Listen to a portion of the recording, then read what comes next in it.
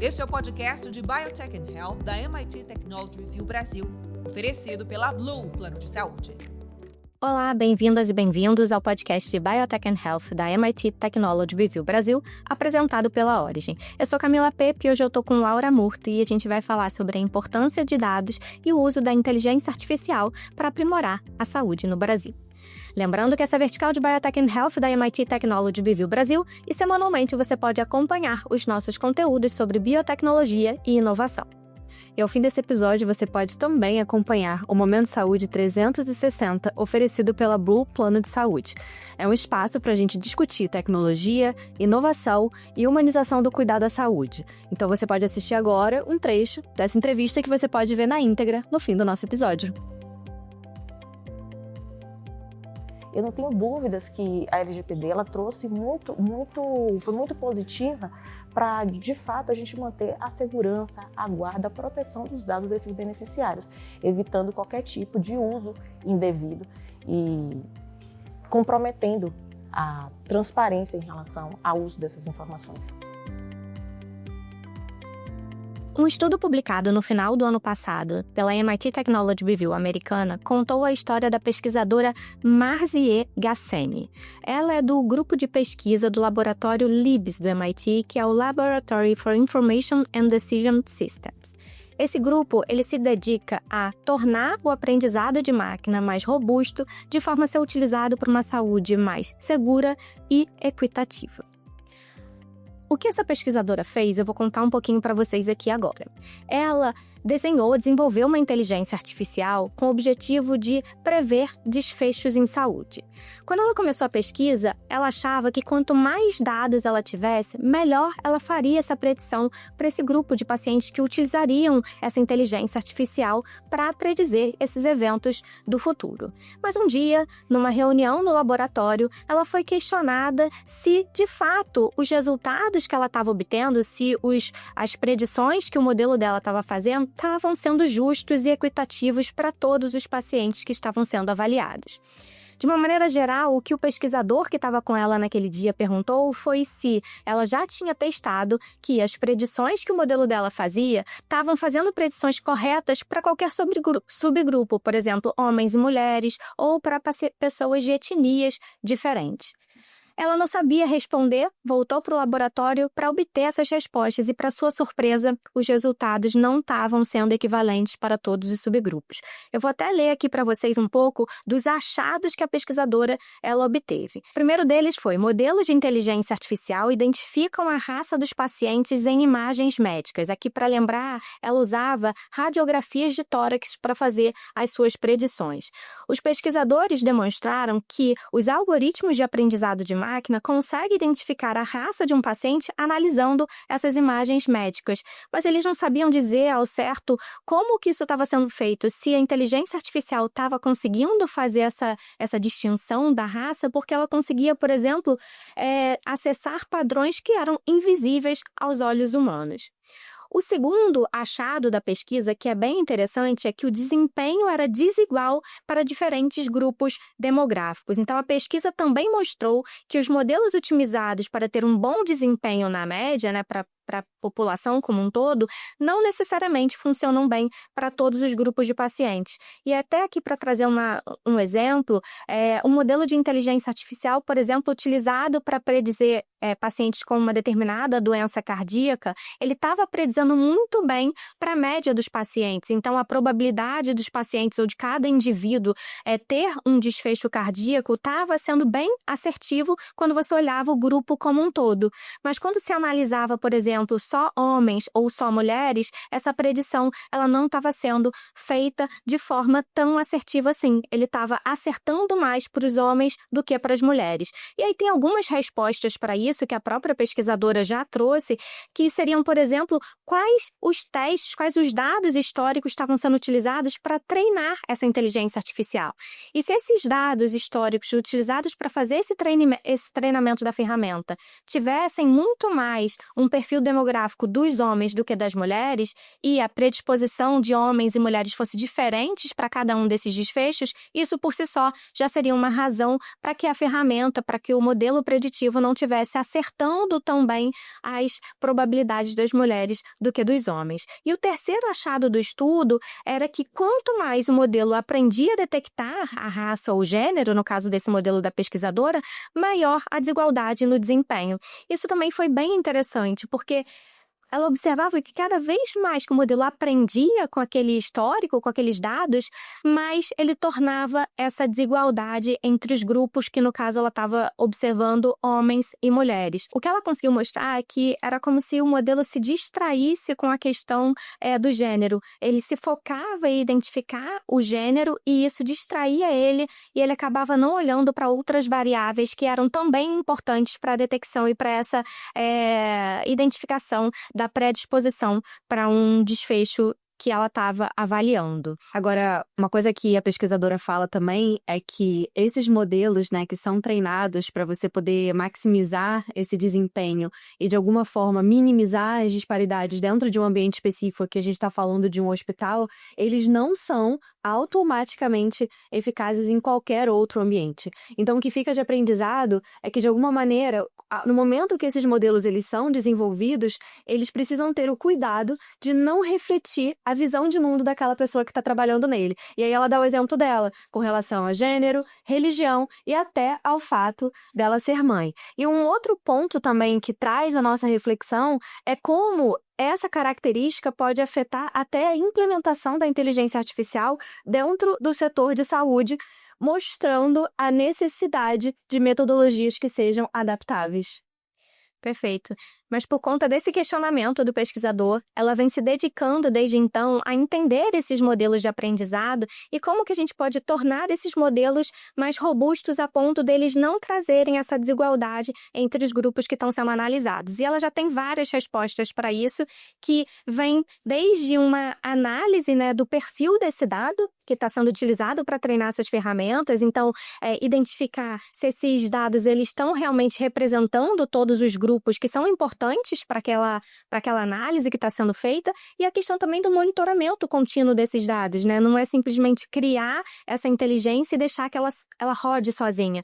É necessário um ajuste manual ali, um monitoramento para ver se ele está rodando da maneira correta, se o perfil dos pacientes continuam sendo representados e esse acompanhamento ao longo do tempo. Então, a inteligência artificial ela pode sim ser uma ferramenta muito útil na área da saúde para essas predições, mas ela precisa ser acompanhada e tem que ter um lado humano ali também, avaliando se esses dados estão codando da maneira correta. Pensando nessa questão das disparidades, né, e que as bases muitas vezes elas não são totalmente iguais, né? A nossa visão de mundo pode ser, né? A pessoa que tá desenvolvendo, ela pode ter essa visão, mas ela tem que lembrar que existem pessoas diversas e que isso precisa ser considerado para esses modelos. A pesquisa do MIT mostrou o valor dos dados na área da saúde. Se esses dados forem utilizados de maneira inteligente, podem predizer eventos indesejáveis e isso tem o potencial de melhorar a qualidade do atendimento, reduzir custos, sem inúmeras outras pontos positivos voltados para a área da saúde. Mas o ponto é, como é que está a qualidade desse dado hoje no Brasil? Esses dados existem? E se existem, com que volume? Por isso a gente convidou João Paulo Reis Neto, que é médico, cardiologista, presidente da CAPESESP. CAPESESP é uma curadora de saúde, né, uma autogestão aqui no Brasil, para contar para a gente um pouco sobre esse panorama. Um prazer, João, recebê-lo aqui. Obrigado, Camila, Laura. É um prazer estar aqui com vocês para falar de um tema que é de extrema importância. Embora a minha formação e a minha atuação seja na saúde suplementar, quer dizer, nos planos de saúde, seguros, eu acho que aquilo que a gente vai conversar hoje provavelmente vai se aplicar também para o sistema público de saúde. Como você disse, os dados são extremamente importantes. E agora eles só vão ter valor se eles forem bem utilizados, se eles forem utilizados em prol daquele que é o objetivo principal nosso, que é o paciente, né, o beneficiário do plano de saúde ou o beneficiário do sistema público de saúde. Antes da gente começar, eu queria só ressaltar um ponto que muitas pessoas não sabem, mas o volume de dados em saúde é a área de atuação que mais cresce dados em todo o mundo. Cresce mais do que o entretenimento, de mídias, de música, de qualquer uma. A previsão para esse ano é fechar o ano com um crescimento de 2025 de 36% do volume de dados. Então, existe aí já um outro ponto que é muito importante, o volume dos dados. Então, tem muitos dados para serem analisados e a gente precisa de talentos para isso. A formação médica, a minha formação na área da saúde, nós não fomos preparados para conhecer, estudar esses dados. Então, é muito importante a gente discutir hoje como fazer isso, como utilizar os dados de forma benéfica. Agora, João Paulo, como você disse, esse dado, a quantidade, o volume desse dado está crescendo cada vez mais e isso é ótimo. Agora, existe um desafio, eu imagino, por parte das operadoras de saúde para estruturar esses dados, para que eles estejam disponíveis ali de uma forma que eles possam ser utilizados. Você enxerga esse desafio ou... Sim, esse talvez seja o desafio principal, né? Os dados eles são num volume muito grande em sistemas eminentemente operacionais, não são sistemas gerenciais. Então, a saída que se encontrou para isso ao longo aí dos últimos anos foi a criação de data lakes, né? Os grandes repositórios de dados esses cuja origem é de mais de uma fonte, são várias fontes. Então, você citou, por exemplo, o plano de saúde. O plano de saúde tem um dado daquela autorização do procedimento, tem o dado da regulação médica e de enfermagem, que é a auditoria, tem o dado que vem, a origem é o faturamento, ou seja, aquilo que chegou a ser realizado, foi cobrado pelos prestadores de serviços e chegou. E tem outros dados que são muito importantes, tão importantes quanto dados de eventualmente de judicialização da saúde, da central de atendimento do beneficiário, as demandas que chegam até essa central, de problemas administrativos que geram NIPs, que são notificações, um processo administrativo junto ao órgão regulador, ouvidoria. Então, tem uma série de origens de dados. Esses dados, a maioria são estruturados, ou seja, existem campos específicos, a matrícula, o nome, o sexo, assim por diante. O desafio maior está nos dados não estruturados. Então, por exemplo, hoje, interações no Instagram, no Facebook, nas mídias sociais, LinkedIn, seja qual for, tem esse desafio da gente aprender com essas ferramentas e tentar extrair dessas ferramentas de uma forma não estruturada e transformar em dados estruturados para poder ser utilizado no sistema. Agora, você falou dos dados administrativos, né, que são super importantes, e dados clínicos, que muitas vezes estão em bases diferentes. Como que a gente poderia fazer para conseguir linkar esses dados, para que esses dados possam ser trabalhados de maneira conjunta? Porque é claro que eles, de forma independente, eles já trazem muito valor, mas se a gente pudesse, de certa forma, acompanhar esses pacientes, né, ao longo dessa jornada, sabendo o dado administrativo e associá-lo ao lado clínico, a gente também teria um potencial muito grande. Isso já está acontecendo de alguma forma? Já, em passos muito lentos, mas sim. Por que isso que você está falando é importante? A gente já citou aqui duas grandes barreiras ou desafios para o sistema de saúde, que é o volume e essa questão da estruturação dos dados. Uma outra terceira barreira é exatamente essa, a falta de interoperabilidade, quer dizer, os sistemas não conversam.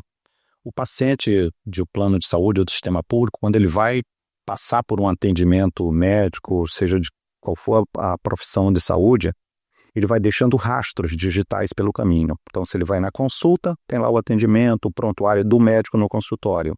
Aí o médico prescreve alguns exames de laboratório. Ele vai no laboratório, coleta, faz.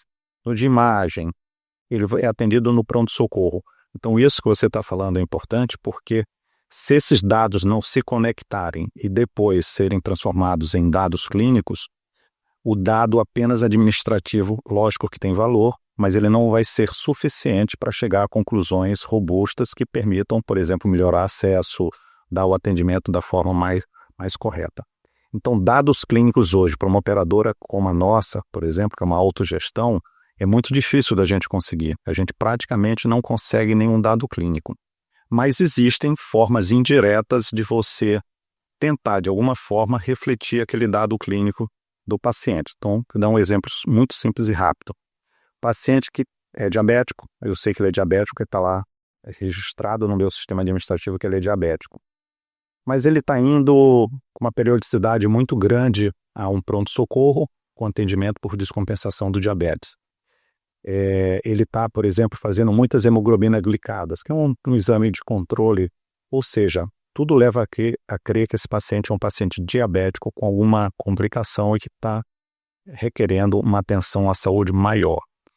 Essa é a forma que a gente usa indireta daquilo que seria o ideal, que simplesmente a gente tivesse acesso ao prontuário dele ou à ficha do atendimento no hospital e já soubesse que ele estava com uma descompensação do diabetes. Agora, João, assim, a gente falou, né, dessa questão do grande volume de dados, né? E aí eu queria te perguntar como é que você vê o papel tanto da interoperabilidade, né, quanto desse compartilhamento seguro das informações dos pacientes, como, de fato, uma ferramenta para a melhoria dos serviços e dos sistemas de saúde como um todo. Aí, Laura, é o seguinte, a gente teve uma evolução grande, recente, vocês conhecem isso muito bem, porque trabalham com esses dados, que é a LGPD. Né? A LGPD, a Lei Geral de Proteção de Dados, permitiu que a gente fizesse essa interação, essa interoperabilidade dos dados de uma forma mais segura, anonimizado, registrando o que são dados sensíveis da saúde, aqueles que não podem ser compartilhados na sua forma bruta, e assim por diante. Então, hoje eu acho que a gente tem elementos para garantir que isso não seja uma barreira, ou seja, a falta de confiança entre as partes envolvidas, entre, por exemplo, o hospital e o plano de saúde, seja o laboratório e o médico, que você consiga trafegar as informações que importam para o paciente de uma forma segura entre esses sistemas. Então, hoje não seria uma barreira. Uhum. Agora, você vê que existe já um movimento de cooperação, né, entre o hospital, a operadora e até o próprio SUS, nesse sentido de garantir essa questão da interoperabilidade também e o próprio cuidado, né, com esses dados. Infelizmente não, tá? Tem alguns avanços, sem dúvida nenhuma, mas isso precisa realmente tomar uma outra direção, vamos dizer assim, em prol sempre do paciente. O que tem acontecido na prática? Isso tem ocorrido de uma forma quase que naturalmente obrigatória, porque estão sendo feitas parcerias, né, de grandes redes de prestadores de serviço, redes de laboratório, redes de hospitais, redes de especialistas na área de oncologia, em outras áreas. E aí, no momento em que você faz essas parcerias entre plano, seguro de saúde e estas grandes redes, aí, entre eles, a informação trafega, que é uma beleza, com toda tranquilidade, porque eles são parceiros de um negócio. Mas, fora isso, ainda há muita desconfiança. É difícil essa circulação desses dados. Agora, até ainda nesse ponto, quando a gente pensa em ter o dado único, né, de um único paciente conseguir acompanhar a evolução dele ao longo do tempo, você enxerga que, para aquele paciente que está dentro de uma autogestão, isso seria um facilitador?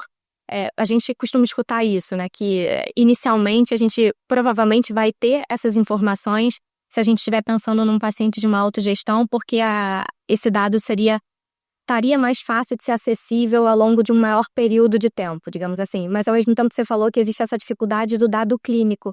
E aí eu queria entender um pouco melhor isso, se realmente ainda para autogestão isso é um limitador ou se a gente está mais próximo disso num cenário como esse. Eu acho que a gente está bem próximo, Camila, porque realmente o fato de aqueles usuários, é uma parcela de mais ou menos 4,5 milhões de vidas que estão nas autogestões, eles costumam permanecer nestes planos de saúde,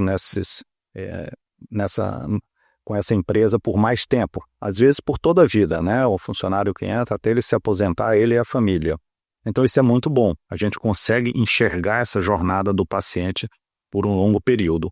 Mas a limitação do dado clínico ainda continua. Se você não tiver, por exemplo, uma coisa que a gente fez, eu vou citar como exemplo apenas na operadora que eu trabalho, que foi um inquérito epidemiológico. A gente repetiu 10 anos depois um inquérito epidemiológico, onde eu pergunto para a pessoa o que ela tem.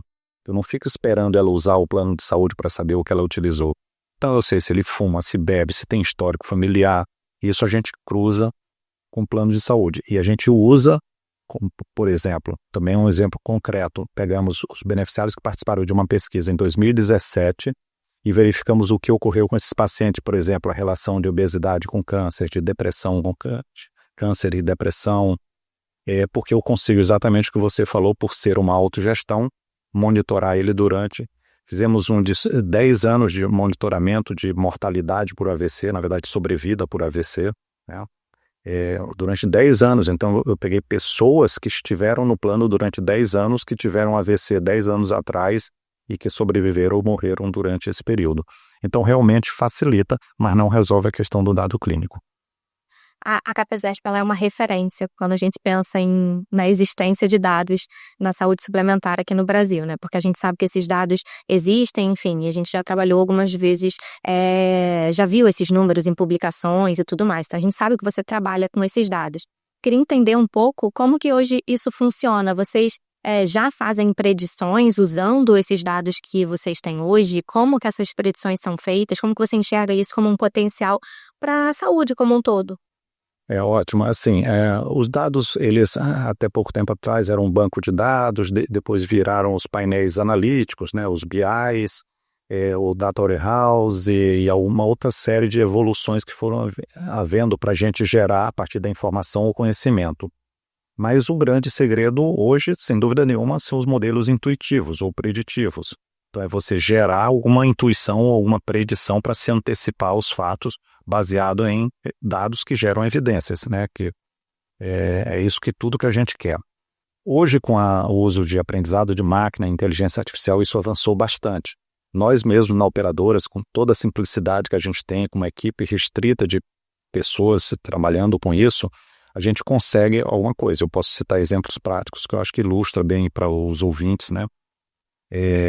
Essa situação. Por exemplo, a gente, durante a pandemia, muita gente, isso foi natural, houve uma preocupação de saber quais eram os pacientes que, quando internassem, seriam de maior gravidade para ir para UTI ou para receber oxigênio, respirador, essas coisas. Houve essa preocupação, mas ninguém se preocupou com a alta desses pacientes, ou seja, o que aconteceria no pós-alta. Ele conseguiu sobreviver em internação com o Covid na pandemia e a gente teve essa preocupação. Então, nós estudamos mais ou menos quase 1.000 beneficiários nossos que internaram por Covid, verificamos qual era o perfil desses pacientes, desses beneficiários, usando o aprendizado de máquina, verificamos quais os fatores que eram relevantes e desenvolvemos uma calculadora de inteligência artificial que predizia, usando o Kaplan, a sobrevida desse paciente após a alta. E aí verificamos quais eram os fatores que contribuíram para isso. Lembro de alguns: idade, as comorbidades, se tinha câncer ou não, se tinha diabetes, tinha mais uns 3 ou 4 variáveis que foram importantes. Isso dava um ranking. Então a gente ranqueou as 900 e poucas pessoas, quase 1.000, e entregamos isso para a nossa equipe de assistente social, enfermagem, que entrava em contato com esses beneficiários para saber se estavam precisando de alguma coisa ou de um suporte. Eu não sei exatamente Qual foi a abordagem. Fizemos isso. Temos uma calculadora para reinternação, o risco de reinternar. Um dos maiores problemas na saúde para algumas doenças crônicas que são passíveis de prevenção ou que são evitáveis é a reinternação. Então, aquele DPOC, o paciente com doença pulmonar obstrutiva crônica, que reinterna 10, 12 vezes por ano. Então, também fizemos uma utilizando para predizer o risco dele reinternar. Aqueles que têm maior risco, a equipe acompanha. Os que são de menor risco, a gente não faz nada, fica observando. Então, tem alguns exemplos que a gente conseguiu evoluir, mas ainda é pouco. A gente começou o episódio contando a história de uma pesquisa do MIT que usava exatamente inteligência artificial para predizer determinados eventos, e o que foi interessante que a pesquisa mostrou no final é que ele estava predizendo muito bem para a população, né, para o grupo que estava sendo avaliado de uma maneira geral, mas quando se olhava alguns subgrupos específicos, mulheres e homens, ou raças diferentes, etnias diferentes, você observava que ele predizia melhor para determinados, ou para mulher e para homem, ou vice-versa, do que para o grupo como um todo, como estava sendo olhado. E a resposta é que, obviamente, a inteligência artificial ela pode e ajuda muito nessa predição, mas que tem que ser um olhar, um cuidado especial para o dado que está sendo utilizado para treinar ou para ensinar essa inteligência artificial. E eu queria saber como que vocês lidam com isso, se vocês fazem esse monitoramento contínuo desses dados para avaliar se ele está ali representando todos os grupos importantes, né? Você trouxe aí os exemplos do Covid, enfim, outros exemplos também. Como que vocês lidam com isso? Eu acho que até mais no pensamento, né? Se, por exemplo, o quanto o perfil que vocês têm dentro da carteira de vocês pode influenciar nessa predição, uma vez que ela acaba sendo. Ela tem um bom desempenho, mas muitas vezes não consegue pegar especificidades de subgrupos, entendeu? Eu acho que é mais desse lugar. E aí eu não sei se lá vocês já conseguiram identificar talvez um perfil que se destaca mais dentro da carteira. Ou idosos, ou mais mulheres, ou uma determinada doença específica, que aí pode ter ou não relação justamente com essas características. Muito bem, eu estou tentando aqui lembrar de um exemplo, que eu acho sempre prático a gente usar exemplos concretos, né? Mas eu lembro de uma situação que a gente se deparou. Fizemos uma análise de 10 anos, a gente comparou 2 quinquênios diferentes, né? 5 anos, 5 anos, entre a incidência e, na verdade, a prevalência do câncer na nossa população. A CAPCESP é constituída com um perfil absolutamente diferente do mercado. Nós temos 60% de idosos, então nós temos muito mais câncer, muito mais doenças crônicas não transmissíveis e outras que têm relação com a idade. Então já é um perfil viciado, né, em um determinado perfil. Então nós temos que ter muito cuidado ao analisar esses dados. Então a gente comparou esses 2 quinquênios e verificamos o seguinte, que o único câncer que houve uma mudança significativa entre 2 quinquênios foi o de pulmão. E o de pulmão, ele realmente teve uma evolução grande dos tratamentos, melhorou a sobrevida global, então teve realmente resultados que foram refletidos nisso. Mas teve uma curiosidade nessa pesquisa, câncer de tireoide. O câncer de tireoide na nossa população, não só a feminina, que é onde já seria esperado que fosse maior, mas de homens também era muito alta. E a gente ficou curioso, mas por que câncer de tireoide está entre os 5 mais frequentes nos 2 sexos na nossa população? E aí fomos investigar. E aí por que a inteligência artificial que a gente usou para identificar as variáveis não identificou nada como importante para câncer de tireoide? Por um simples fato. A gente supõe que seja o seguinte, os funcionários da antiga FUNASA, que é o órgão que esborrifava o veneno para a dengue e para outras campanhas no norte e nordeste, é um negócio chamado DDT. É um produto organofosforado que era usado na cidade do interior para combater a doença de Chagas e outras doenças transmissíveis. E eles são funcionários públicos federais que lidavam com esses inseticidas. E isso a gente viu que há uma relação. Mas por que a ferramenta de inteligência artificial de aprendizado da máquina não aprendeu e considerou isso? Porque eu não cruzo a parte ocupacional com a saúde assistencial.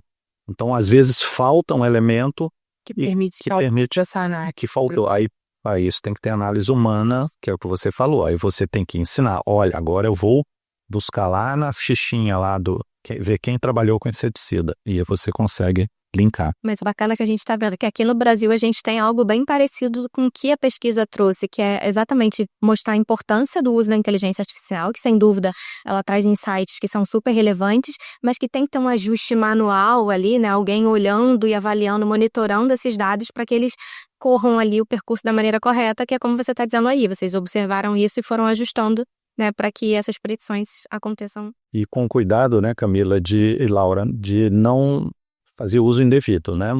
Aí vocês fazem muitos estudos, ajudam as empresas a fazer as suas pesquisas e impacto regulatório. E aí é o seguinte, hoje, num grupo de auditoria, que é o que eu faço parte, auditoria médica, já existem ferramentas que usam inteligência artificial para burlar a documentação para poder passar por uma análise, por exemplo, de uma auditoria. Ele prepara o relatório de forma que não há como ser recusado por um auditor se todos aqueles fatos forem verdadeiros, né? Lógico, né? Então ele sugere, inclusive, judicializar, quer dizer, a ferramenta você coloca lá e ele sugere, isso aqui não tem cobertura obrigatória, não está dentro do rol de cobertura, mas você tem a lei 14.454 que pode ser utilizada nesse caso. Então, assim, é legítimo isso? Não deixa de ser verdade, existe a lei, não tem nenhuma inverdade com relação a isso. E também o auditor pode começar a utilizar também de uma forma indevida para contestar, por exemplo, relatórios. Então, assim, tem que ter muito cuidado, muito discernimento. Eu acho que isso tudo vai ser ainda objeto de muita discussão. Agora falando um pouco de sustentabilidade, né, que a gente sabe que tem todo esse debate sobre eficiência, né, alocação de recursos.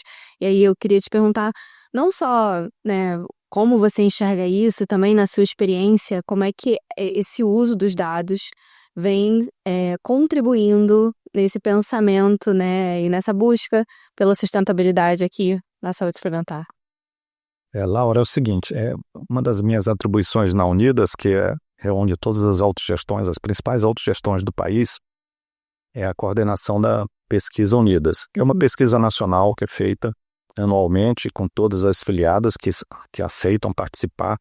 Então, eu estou com uma expectativa de que haja uma contribuição muito grande esse ano para a sustentabilidade das autogestões, no caso, mas que eu acho que serviria para a saúde suplementar como um todo, com o que a gente está fazendo, pensando para essa nova pesquisa anual que vai sair até o final do ano, tá?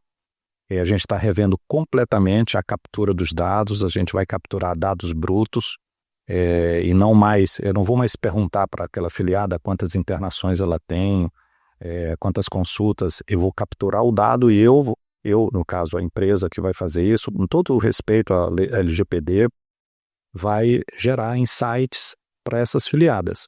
Então, ao gerar insights e não resultados de uma pesquisa, ao invés de eu dizer, olha, esse aqui é o cenário, sei lá, dos tratamentos oncológicos mais comuns nas autogestões. Não, esse aqui são os tratamentos oncológicos mais comuns e parece estar havendo aqui um crescimento atípico nessa parte, então vai gerar insights também, que é tudo que se deseja quando a gente analisa dados e informações.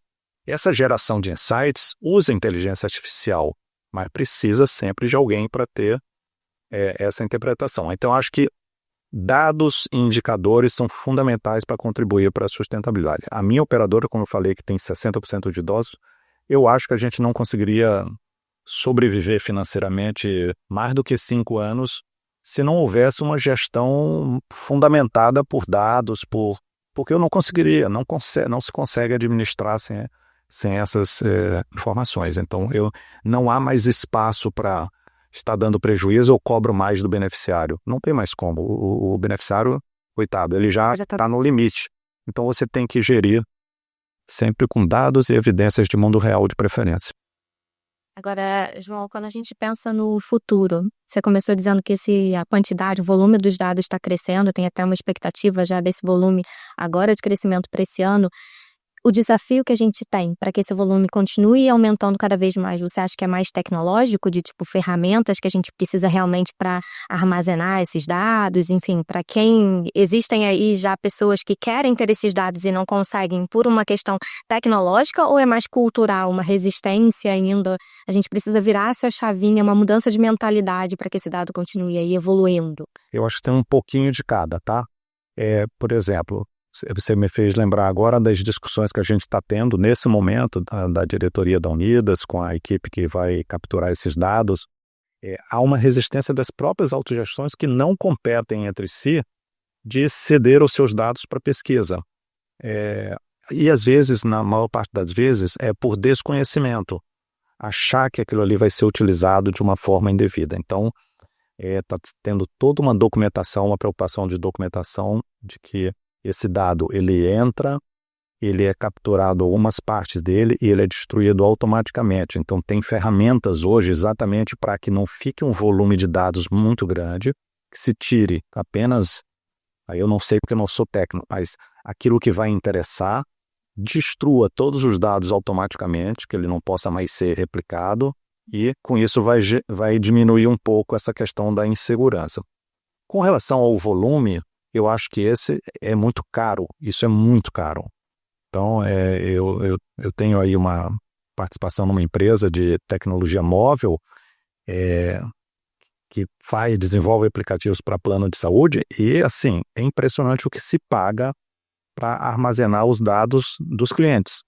Então, eu acho que vai ter que ter também algum movimento nesse sentido de como armazenar isso de uma forma mais barata, porque vai ficar insustentável. Bom, infelizmente o nosso tempo acabou, mas eu acho que foi super bacana, né, Laura? A gente já tinha trouxe já informações mostrando a importância da inteligência artificial e como a gente pode trabalhar esses dados de forma segura para melhorar, manter a igualdade do tratamento, mas acho que você trouxe pontos aqui super importantes até para a gente refletir, né?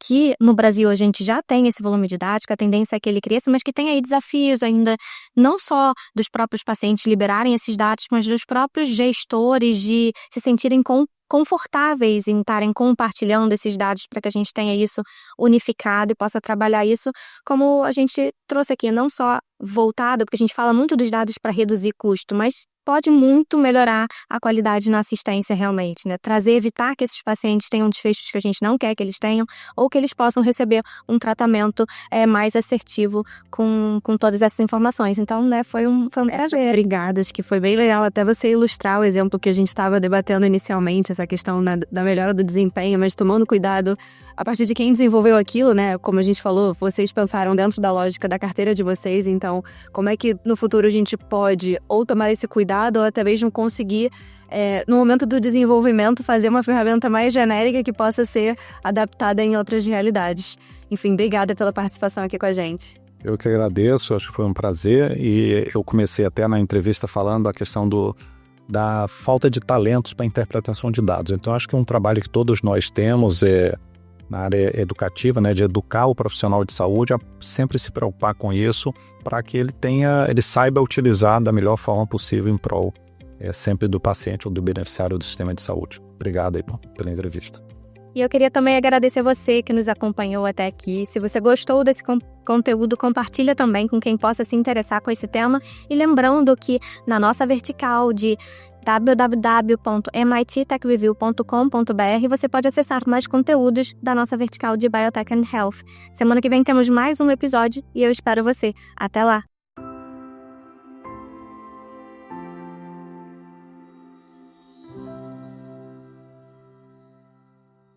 Agora chegou, você conhece o nosso Momento Saúde 360, que esse é um espaço oferecido pela Blue Plano de Saúde, que a gente fala sobre inovação, sobre tecnologia, sobre humanização, tudo isso no planejamento de uma vida com mais saúde, uma vida com mais bem-estar, que é o que todo mundo deseja hoje em dia. Eu sou Carolina Belim, repórter de saúde, e hoje nós falaremos sobre LGPD, a Lei Geral de Proteção de Dados Pessoais. Quem vai trazer alguns insights para a gente é a Ziliana Deiró, que é a diretora legal da Blue. Te pergunto, Jazilina, como que foi esse impacto? A Blue é uma operadora nova no mercado, mas para muitas operadoras talvez tenha sido impactante, né? Ter que se adaptar à LGPD, né? Como que vocês lidam com isso?